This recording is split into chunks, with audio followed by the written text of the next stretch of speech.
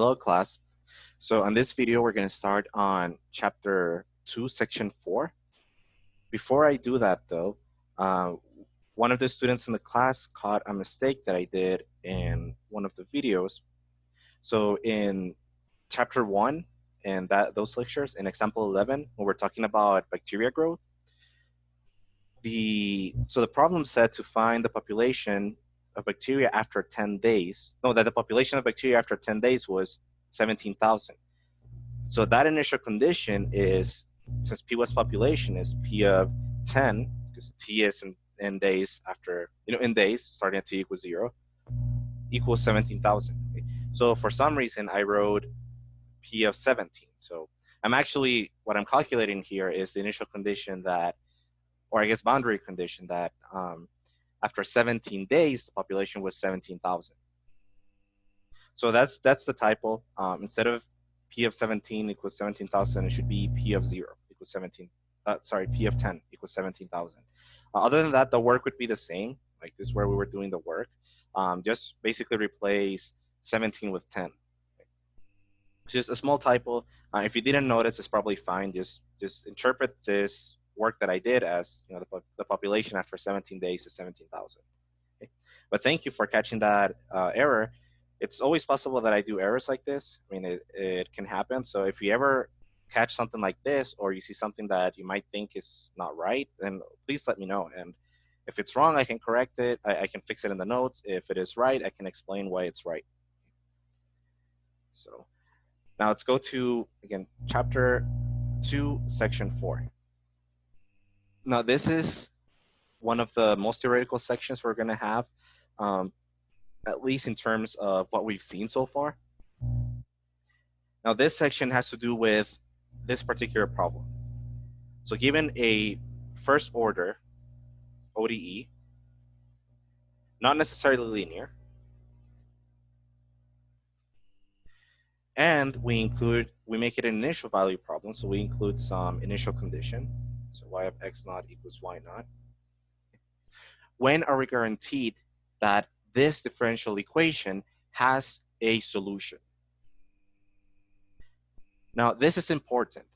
And the reason why it's important is because something that's very useful about mathematics is that sometimes when you're trying to work a problem, you kind of divide it into two steps.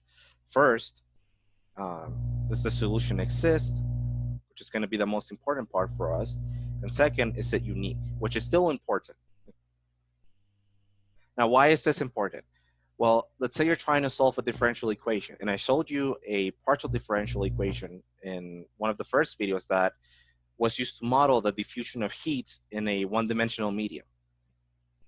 Now, that's something that is used a lot by engineers, by mathematicians, by physicists, and there's a lot of PDEs that model similar types of situations or systems. Now, as I mentioned, solving a PDE or an ODE means finding a function that satisfies the equation.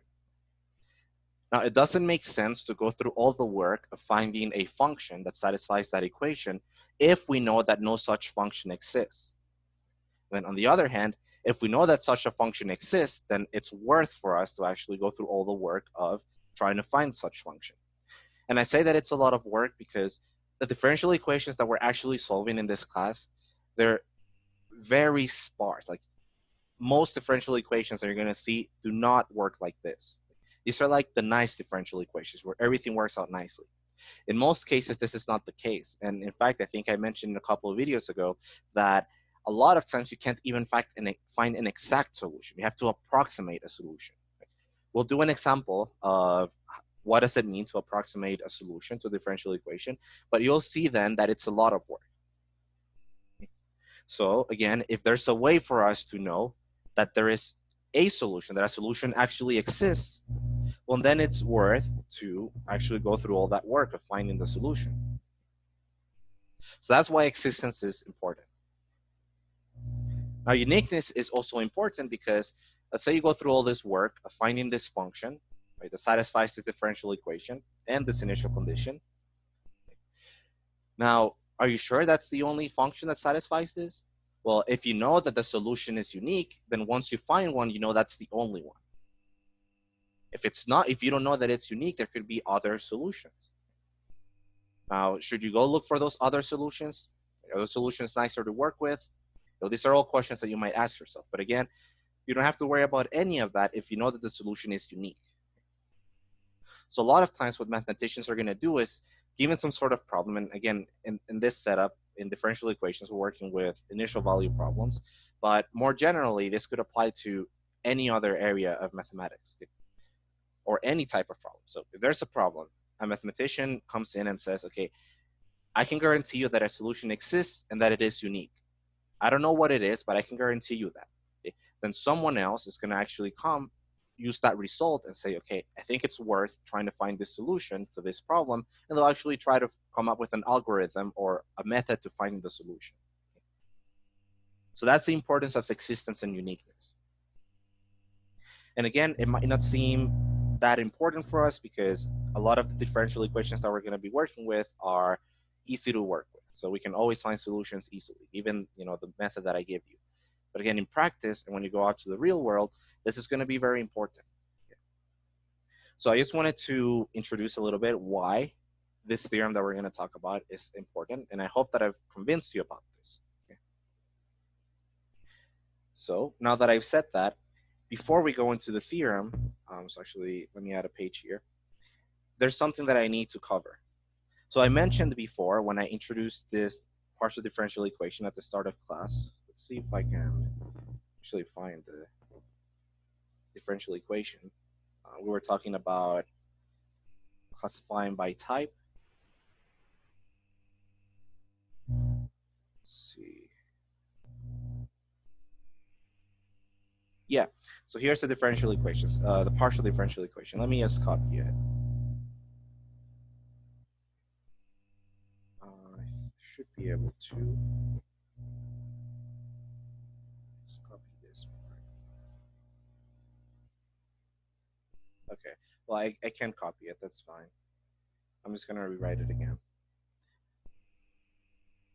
So this was the differential equation that I mentioned, dealt with some constant partial. Let me just make sure that's the right one. Yeah. So I mentioned this is the differential equation that models the diffusion of heat in a one-dimensional medium. So think of it like a pipe. Now here I mentioned a little bit when we were talking about what this looks like that, well, first of all, this function u, that would be, you would try to find what this function u is, that would be a solution. U here is a function of both the variables x and the variable t, right? So I mentioned that we won't be able to work with partial differential equations because we don't really know how to work with functions of two variables. I do have to introduce some things. So let me introduce it with an example here. And that way I can also remind you what this notation means. So I'm going to give you a function of two variables.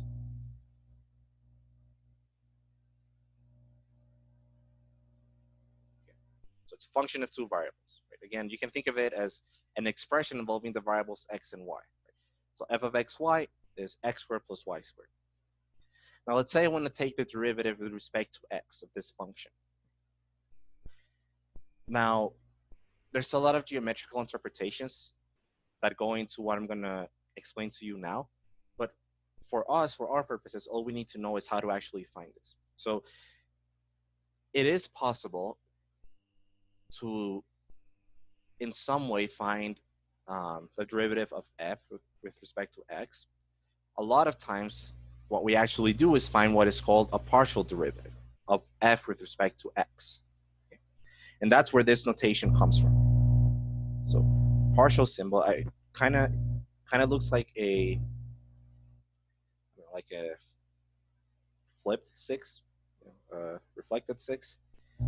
So this here, this notation here means the partial derivative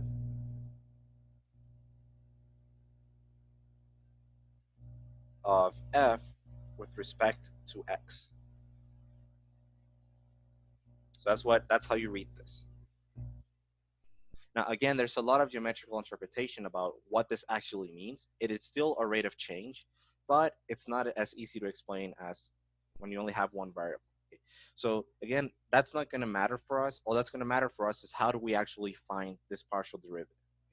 And the process is actually pretty straightforward.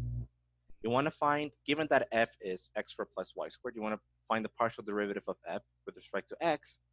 You basically just take the process is take the derivative of f, treating x as the independent variable, and treat any other variable as a constant. So what does that mean? So let me write partial f, partial x, then it's going to be, so look at this expression. Treat x as a variable and treat everything else as a constant. So if we're treating x as a variable and we were taking the regular derivative, the derivative of the first part with respect to x would just be 2x, right? Just the power rule. Now, again, what you want to do when taking partial derivatives is, if you're taking the partial derivative with respect to x, that's the only variable. Treat any other variable as a constant. So what would be the derivative of y squared with respect to x? Well, for our purposes, y is a constant, so that would just be 0. So the partial derivative of f with respect to x would just be 2x. For another example, if we had, say something like f of x y equals, say, y times e to the x plus y squared times x, and we wanted to find the derivative, the partial derivative of f with respect to x, and again, use this notation. What you do, again, treat all the variables x as independent variables and the variable y as a constant. Okay? So what would be the derivative of this with respect to x? Well, y is a constant, so we can move it outside of the derivative. What's the derivative of e to the x with respect to x? That's just e to the x. Then multiply y back in, it's just y e to the x. Plus, what's the derivative of this with respect to x? Again, y squared is a constant. And we're taking the derivative with respect to x.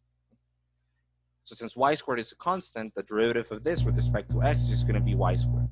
This, you think of it as, what's the derivative of 3x with respect to x? Well, it's just 3. It's just a constant in front of x. So it's the same thing that's happening here. Y squared is a constant, so the derivative of this is just a constant in front of x. Similarly, say you want to find partial f, partial y. Let me use a different color. So we want to find partial f, partial y.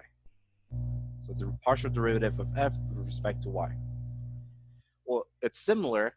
Now treat y as the variable and everything else, every other variable as a constant. So what would be the derivative of this now with respect to y? For our purposes, x is a constant, so the whole expression e to the x is a constant. So e to the x could be like, it could be like e to the 3. X is just a constant, so e to the x is a constant. So what's the derivative of this with respect to y? Well, it's just a constant in front of y, which in this case is e to the x. Plus, oh, and oh no, that's good. The only thing that's weird is that I should be writing in the actual function f, right? But it's the same reasoning. What's the derivative of this with respect to y? When you treat x as a constant, well, it's just a constant in front of y, which is e to the x. Now for the other part, looking at this part here, what's the derivative of this with respect to y? And again, x is a constant. Okay, so since x is a constant, you can move it outside of the derivative and then just multiply it back in later. So just worry about this. What's the derivative of this with respect to y? It's 2y. And then we had the constant x that we moved outside, and you multiply it back in. And that's the partial derivative of f with respect to y. So basically, the process for finding partial derivatives is, if you're taking the partial derivative of a function with respect to x, the method is just take the regular derivative with respect to x, treating every other variable as a constant. And the same thing goes for this partial derivative. Taking the partial derivative of f with respect to y, just take the normal derivative as if you were taking it with respect to y and treat every other variable as a constant. Okay. Now that's how you take partial derivatives. Again, there's an important geometrical interpretation and also a calculus interpretation in terms of what rate of change are we actually finding. But for our purposes, this is all that matters. So now that I've introduced this and I've shown you a couple of examples, hopefully this makes sense. And again, don't worry about why it works, just worry about actually being able to do it.